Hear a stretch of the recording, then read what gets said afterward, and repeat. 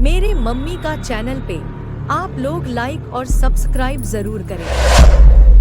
धन्यवाद। अपना तो रोज दही दूधवा चोरावई लगावई बुढ़िया यगिया, ससुर के जगावई लगावई बुढ़िया यगिया, ससुर के जगावई लगावई बुढ़िया यगिया। अपना तो रोज दही दूधवा चोरावई लगावई बुढ़िया यगिया, ससुर के जगावई लगावई बुढ़िया यगिया।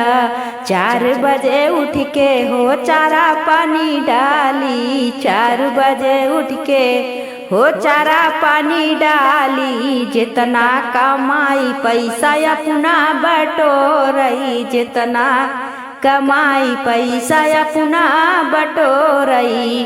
अरे हमारा जरी गईल भगिया हो सखिया, लगावई बुढ़िया यगिया, ससुर के जगावई लगावई बुढ़िया यगिया, ससुर के जगावई लगावई बुढ़िया यगिया।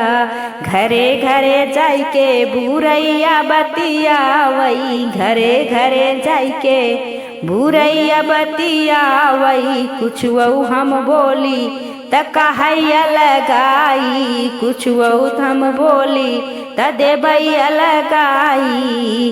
अरे यादव सुनीता हो कहीं समझाई, हो जरी गई भगिया लगावई बुढ़िया यगिया, ससुर के जगाई लगावई बुढ़िया यगिया, ससुर के जगावई। अरे कहीं सुनीता हो कई समझाई, लगावई बुढ़िया यगिया, ससुर के जगाई लगावई बुढ़िया यगिया।